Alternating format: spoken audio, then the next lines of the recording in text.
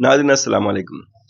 नाज़रीन, हो सकता है कि मेरी शक्ल बहुत से लोगों को पसंद नहीं आती होगी, बहुत से लोगों को मेरा गुफ्तगू पसंद नहीं आता होगा, बहुत से लोगों को मेरा कुछ ना कुछ तो होता होगा ना, क्योंकि जब लोग सोशल मीडिया पे कुछ तलाश करते हैं तो अपने मतलब के हिसाब से कुछ तलाश कर रहे होते हैं।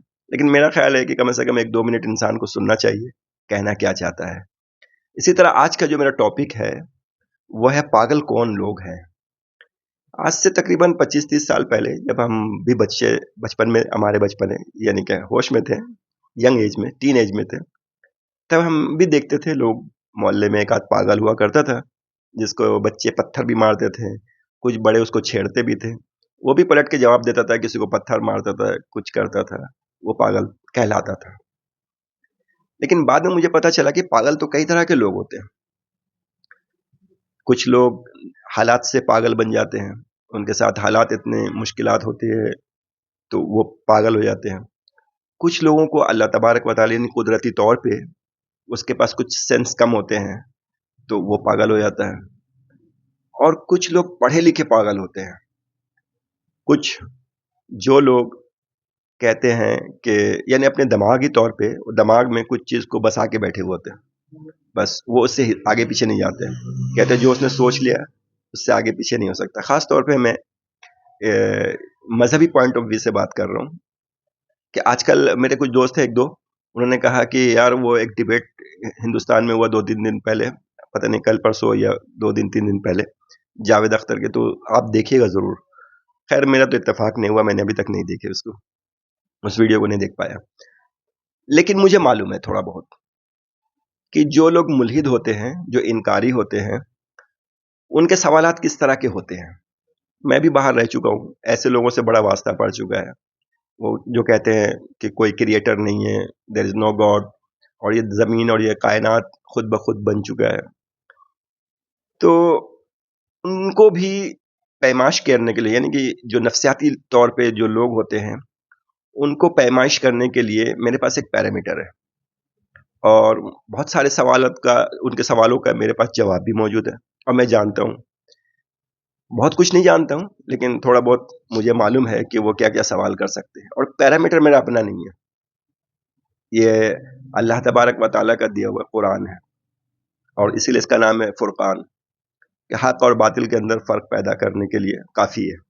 अगर आप भी गौर से पढ़ें, इसको समझने की कोशिश करें, तो आपको भी बहुत कुछ समझ में आएगा। आप भी ऐसे नफ्सियाती लोगों को जवाब दे सकते हैं। किसी का आपको इंतज़ार करने की ज़रूरत नहीं है कोई आलिम आए और उससे बात करे। बहरहाल मैंने अभी तक नहीं देखी उसको, लेकिन मुझे मेरा वास्ता ऐसे लोगों से कई दफ़ा पड़ चुका है, और इसीलिए मेरा शौक भी बढ़ चुका था कि मैं कुरान को पढ़ूंगा और समझने की भी कोशिश करूंगा। अभी भी मैं बहुत मामूली सा समझ पाता हूँ कुरान को, बिल्कुल मामूली सा। बहरहाल, तो ये लोग कुछ लोगों को फॉलो करते हैं, असल में जिसको मुल्हिद कहते हैं, वो एक तो मजहब से दूर होते हैं, और ये लोग किसी न किसी ऐसे ग्रोह को या ग्रुप को फॉलो करते हैं, और जिसका नाम रखते हैं कि साइंस ने साबित नहीं किया कि कोई क्रिएटर है, और ना ही साइंस जो है ये साबित कर सका कि ये इसको बनाने वाला कोई और कोई माबूद है। वो क्रिएटर से इनकार करते हैं और कहते हैं ये खुद ब खुद चल रहा है। अब देखें वो लोग कैसे पागल हैं। पैरामीटर का एक झलक दिखाता हूँ कि अगर मैं अभी आपको, बल्कि दुनिया में किसी को भी मैं जाके बोलूँ, मैं कहूँ कि ये मेरे पास एक कलम है और ये खुद ब खुद बन गया, तो लोग मुझे पागल कहेंगे। मैं सिर्फ ये कहूँगा, किसी को भी कहूँगा, एक जी शऊर इंसान को कहूँगा कि कलम जो है ये खुद ब खुद बन गया, तो वो लोग मुझे पागल कहेंगे। दरअसल पागल तो वो लोग होंगे ना कि वो अभी तक समझ ही नहीं पा रहे कि मेरा कहने का मकसद क्या है। जब ये पेन खुद ब खुद नहीं बन सकता, तो ये कायनात खुद ब खुद कैसे बना? इसका डिजाइन, इसका बैलेंस, इसमें जमीन, आसमान, चांद, सितारे, सूरज, समंदर, इसको किसने डिजाइन किया? और वो तैरते हुए सितारे, हाँ, अल्लाह तबारक व तआला कहते हैं ना, फाबैय्या रब्बिकुमा तुकज़्ज़बान, तुम मेरे किस किस नेमतों को झुटलाओगे? अल्लाह ततगौ फिल मीज़ान, उसने एक मीज़ान कायम किया है जिसके अंदर ये सारी चीज तैर रहे हैं, और ये अपने हद से, अपने रास्ते से तजाविज नहीं कर सकते। यानी जिस हुक्म को फॉलो कर रहे हैं, वो रब्बुल आलमीन का हुक्म को, ये उसी पे तैरते रहेंगे जब तक वो चाहेगा। क्रिएटर, जो क्रिएटर है, जब तक वो चाहेगा ये निज़ाम ऐसे ही चलता रहेगा। तो ये लोग سائنس تو ایکسٹریم لیول پہ جب پہنچ کے اپنے انتہا کو پہنچ جاتے ہیں، اپنی عمر کے انتہا کو، اپنے علم کے انتہا کو، بالکل آخر لیول پہ جا کے وہ کہتے ہیں سم تھنگ، دیر از سم تھنگ، کہ کچھ تو ہے، کوئی نہ کوئی کریٹر تو ہے. اتنا زبردست ڈیزائن خود بخود نہیں ہو سکتا ہے. اللہ اکبر. لیکن اس کو جو فالو کرنے کا اور اس کا جو بالکل انیشل لیول کا جو ان کی باتیں تھی، اس کو فالو کرنے والے جو ہمارے پاس لوگ بیٹھے ہیں، وہ لوگ کہتے ہیں کہ کائنات خود بخود بن چکا ہے اور اس کو بنانے والا کوئی نہیں ہے اور آخرت کچھ بھی نہیں ہے اور ہم بس جیسے ہیں اور ایسے ہی زندگی گزر جائے گی اور کچھ بھی نہیں ملے گا، یعنی مرنے کے بعد بھی کوئی حساب کتاب بھی نہیں ہوگا. تو وہ کہتا ہے کہ کچھ بھی نہیں ہوگا. تو اللہ تعالیٰ فرماتا ہے بسم اللہ الرحمن الرحیم، قرآن میں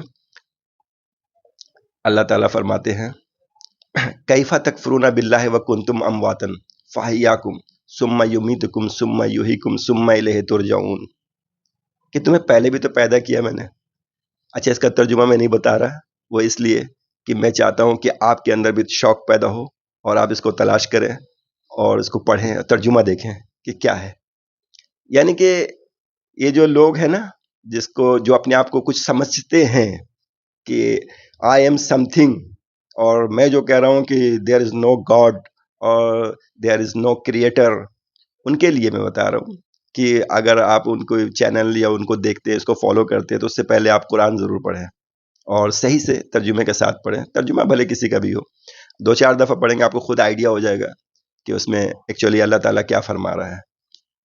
اپنا خیال رکھیے گا، اور ویڈیو اچھی لگی ہو تو سمجھیں اور کسی کو سمجھانے کے لیے اس کو فارورڈ بھی کر دیں. اس سے پہلے میں نے کبھی نہیں کہا کہ میری ویڈیو کو فارورڈ کریں یا کچھ کریں، لیکن کچھ باتیں ہیں کہ اگر آپ کو لگتا ہے کہ کچھ صحیح ہے تو دوسروں کو بھی پتہ ہونا چاہیے. ٹھیک ہے، اللہ حافظ.